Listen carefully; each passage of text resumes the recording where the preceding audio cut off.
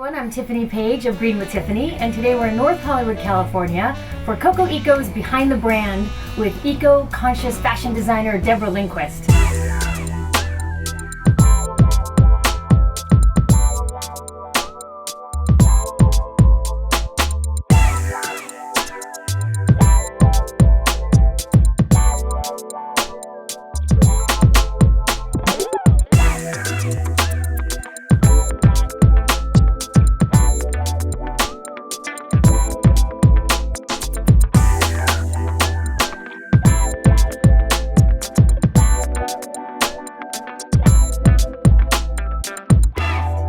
I'm so excited to be here. I'm so excited to see you. Thank you so much for having us. Of course. I love being and seeing all where all the magic is created. Mm-hmm. You've been doing this for so long, 35 years. I think it's 38 this 38 year. years? Yes. Wow. I know. Now sustainable fashion, eco-conscious fashion, all the different names that they call it.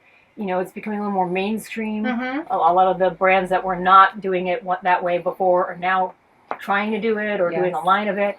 What made you start doing it, and how did you stay true to it all these years? I know. Crazy, right? Before there was a name for it all.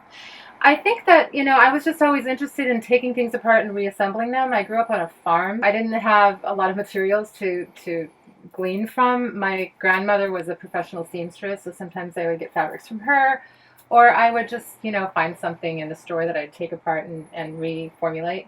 I also had an attic full of handmade clothing from the Victorian era. So that was really, really exciting to me. Once I found them all, it's like we had trunks full of things, all hand embroidered and hand stitched. That's beautiful. Mm-hmm. So kind of like necessity is the mother of invention. Kind of, and then I started sewing on my mom's treadle machine when I was 5 because I wanted to make things. 5? 5, yeah. Oh my gosh. Well, it wasn't electric, so it was safe. I can still barely do a button, so that's very impressive at 5. This sweater, is a perfect example. This is the reincarnated, vintage almost, cashmere, and you've got these beautiful appliques. When you think of designs, do you find the fabric first and then think, okay, what can I do with this? Or do you have an idea for design and then you have to go and look for the fabric? It happens both ways, but with cashmere, when I found cashmere, I found it at a swap meet. I found this big pile. Oh, and I thought, well, this is great fabric if I could do something with it, because they had holes in them, and that's why people get rid of cashmere, is because moths. I have some of those, yeah. Yeah, I go to people who deal with, like rag houses and that kind of thing, people who deal with vintage fabrics, and I pick out the best ones for myself, like probably that had a hole right up there, it's gone. So that's how the appliques were born. They were born to, they are invented to actually cover up problems. Girls in California like to show a lot of skin that needs just chop off the arms, and then I created something that I was calling arm socks. Before I turned them into fingerless gloves with a thumb hole, it was just like an arm sock. And, put a couple of big appliques on them. And at first, the stores were like, well, these are cool, but who else has them? Maybe I'll try one. I'm like, seriously, one. And then it would sell, and then they'd buy more and more. And pretty soon I had 400 stores I was dealing with all over the world. And we were doing custom-made sweaters for all of these people. So it was very fast and furious there for a while. It's all hand, constructed. And that's really something about my line. It's, I have, I guess, this ancestry of, my family making clothes from the Victorian era. I guess it was passed on to me in some way. So unique, so one of a kind, so you really feel like it's, very couture. And you even have, I don't know if you can grab that little sweater. Oh, yes. This is a little doggy sweater in cashmere. Isn't that amazing? It's so cute. So this one, thank you so much. You're welcome. Deborah has gifted this to my little Lilliput. I can't wait. Today's a perfect day to wear it. What are you working on now? Like, what's your big line? One of my stores in New York wanted denim masks with my appliques on them. So I'm like, denim, really? Okay. Have to be something that is not so heavy, not a Levi 501 weight, but something a little lighter because you're wearing it on your face. Sure. Going out to try to find it, I had some denim that I had been working with, but I didn't want to cut up all my own jeans. I had to call my rag finder guy, who I get cashmere from. I said, hey, do you have maybe a mixed group of denim that is, different weights? He goes, yes, but you'd have to buy the whole bale. What is a bale exactly? It's 1,000 pounds. Okay. So what they do is denim. they put it in this machine, they compress it down, they wrap it up with these metal ties, and it's about maybe, a cube this tall. It was big enough so that we barely got it into our van. And I made masks, but I still have probably 900 pounds of it left. Wow. Yeah, I mean, masks, Very little. I mean, I probably have more than that. Right. I started putting together, pieces in a way that I like. I'm not really a fan of patchwork. I've done jeans and jackets, and then I'm doing some handbags. I'm planning to do a class on, teaching craftsmanship and that kind of thing, sustainability. It'll probably first be focused on denim. Is sustainability something that is in the day-to-day teachings, or is that something that you're just bringing to it? I think it depends on the school. Mm-hmm. Some schools will teach it, some won't. It really depends. I mean, if you're talking about a fashion school, I was hearing from some of the interns that I was hosting that no, it really wasn't. It was more of an elective. One of the designers who is amazing, Maya Reynolds, who has a line called Clade for Men. She came to me as an intern from Otis, and she wanted to work for me because it wasn't being taught in school at that time. Because of her own desire to learn it, she came to me, and then we were kind of in the midst of doing a lot of cashmere. So everything is very, you think of art, you think of silhouettes really when it comes to the appliques, because you have to really simplify the idea. I do really complicated things like that bluebird of happiness, or something that's floral, or something simple like we thought that the skulls were really complicated when we first did them, but then we've cut out thousands of them. I didn't even think of it. As I'm looking at the applique, somehow it came to mind that you found an applique in this design and just added it, almost like a patch. Right. But these are originals. Yes. Oh, wow. Okay, that is complicated. Yeah, I draw them, and then, I have paper patterns that I have in a book that, we go back to time and time again. Oh my gosh. Well, it's all hand cut, all hand sewn. It feels so luxurious. It is pretty great.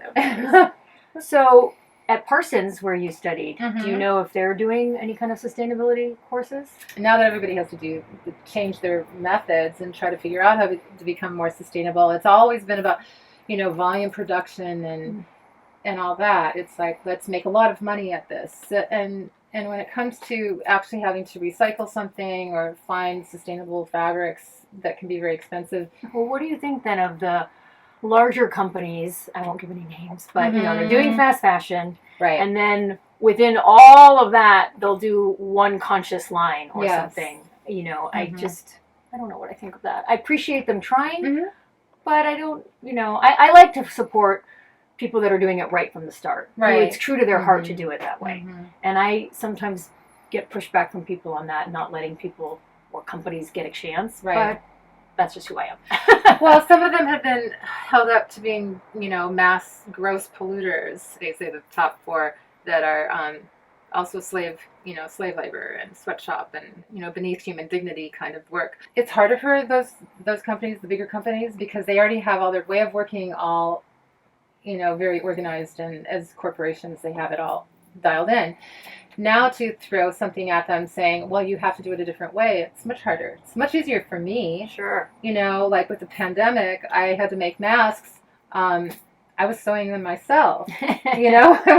I was and they're there. so super cute. We'll have to show some of them. I don't mind sewing. I'm good at it, but I don't like it so much. But it's a rectangle, or it's a, another shape. Yeah. Well, they're great. Just figure it out. I think it's easier for me, in other words, than a bigger company. But I think that bigger companies really have to make an effort to make it better. Because it went the other direction for so long. After 2008, everything went fast fashion. And now we see how bad it got. I do say that most everything I buy, even if it was before with fast fashion, although the nicer, more quality pieces tend to last long. I don't get rid of things. In fact, I had a girlfriend, I came over to her house, and by the door was a bag of clothes. And I was like, oh, what are you doing with those? She said, I'm going to throw them away. I said, in the trash throw away? And she said, yeah. I said, why don't you at least call like a donation or drop it off? I don't have time. So I said, well, I'll take it. Yeah. And so there was some cashmere in there, actually, to get it done something. But I ended up wearing one of the satin dresses to an event on the carpet where I was interviewing people. And Oh, wow. and I was complimenting people on their dress, and they're complimenting people on mine. I thought, well, I got this out of the trash. Yes, I like rescuing things. Yeah, you feel good. I rescue kimonos and saris and all kinds of things. Dead stock fabric, too, which is kind of another rescue. I've used dead stock since the beginning because I'm working smaller quantities anyway. So that's easy. But now I've been doing more of it, like in the blouses and things like these pants that I'm wearing. Those are fantastic. Thank I can't wait you. to show those. Thank you. So for people who don't know, what is dead stock? Dead stock is leftover rolls of fabric from production. So let's say a company had to buy 1,000 yards of fabric, and they have 200 left over. Instead of dumping it into the trash, they sell it to a company that would then sell it to people like me. And why would they dump it in the trash versus holding on to something down the line where they could use it for something later? Well, I guess if you're a volume operation, maybe you don't have room to store it. What are you going to do with an extra 200 yards of fabric that you didn't use? You have to figure out your production then, and if you're going to cut all of it and then dump the clothes, what's the difference between dumping the clothes and then dumping the fabric? Right. At least if it's in a roll, somebody like me or another independent designer can use it. So that's what these pants are? Yeah, and then it also becomes like a capsule collection of limited edition. So you have to buy it now. You can't buy it later because I don't have any more. Get it now. Get it while it's hot. Exactly. Do you have a favorite, piece or a collection that you've done in the past? I have a real love for my cashmere because it actually is what, if there's any kind of fame here, it was probably that because of the people who wore some of my sweaters, like Sharon Stone, and then, Jessica Alba, all kinds of people. But then there's bustiers, which I have been called, I have a thing for bustiers. And it kind of started in the 80s when I first moved here. I was working with this store called Baba that was on Venice Boulevard. And she's actually the person who introduced me to a certain type of vintage fabric, curtain fabrics. Okay. I started making jackets out of curtain fabrics, and then I was turning those fabrics to smaller pieces and making them into bustiers. So there was this whole, wonderful shape that happens with bustiers, and that's something that I still do today. So I've dressed pink in them, Christina Aguilera and Charlize Theron and some of these other people for when I was designing for Pussycat Dolls, the burlesque troupe. Yeah. And, red carpet stuff, it's turned into, that whole idea turned into wedding dresses. I figured in any economy, people will get married. And when we were really going through that period between 2008 and now, well, who knows where we are right now. But, when everybody was getting married. I know, people were still getting married. I figured in any economy, people will get married. Maybe they'll buy a sustainable wedding dress. So... For sure. I went to a Zoom wedding a couple weeks ago. Then there was a live in-person wedding that I didn't go to a week ago. So it's happening. They're being done all kinds of different ways. So you've got the cashmere, you've got the denim, you've got bustiers, you've got wedding dresses, you've got accessories. You've got a home line. The home line kind of came from leftover pieces of cashmere that like, why don't I make pillows for my house? And then that became a thing. I was working with like an interior designer. I was doing monogram pillows for her, which were really popular. Or something that's just a square, like Joseph Alber's Homage to the Square, I take the really little pieces and then I make things like matchboxes or I make cards. When I'm working with interns, I start them out by having them do something really small. It's like, okay, we're going to make a sweater on a card. And then it's sort of like that wax on, wax off Karate Kid thing. They don't even realize what they're learning. They're like, what are we doing? So you're just making really cute sweaters on cards.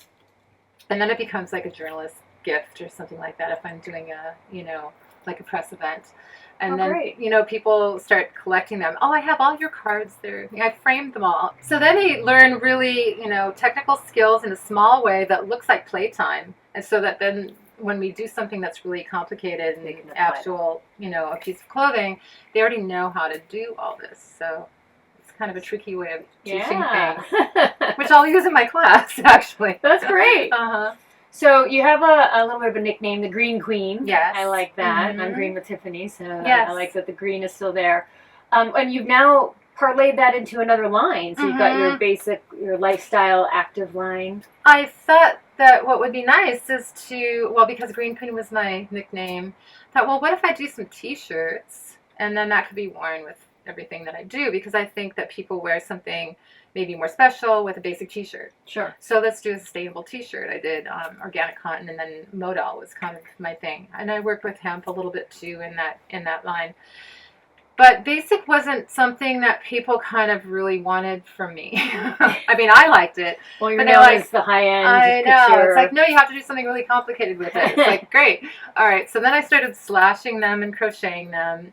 We did some photo shoots underwater that Coco just published. I used to teach yoga part-time throughout this whole thing. And so I really fell in love with yoga, and I really fell in love with the idea of cat suits and leggings and things like that too, that I then started to crochet. So it's turned into more of an activewear dance line. And t-shirts, yes, I sell a few of them, but I really sell more of my special pieces than anything else. But I still love my modal soft t-shirts because they're just comfortable. It's the best material. For people Isn't it that nice? don't know, modal is... It's a beechwood fabric, kind of created like rayon. It's just beechwood is a very fast-growing tree, so when it's harvested for fabric, it's just you're taking a natural product and turning it into synthetic. So that's done with chemicals. The production method is earth-friendly, and so that's why I use it. And it's super soft. It's super soft. I'm actually taking some of my women's clothing fabrics and turning them into men's t-shirts. Oh, Yeah. that'll be good. Yes.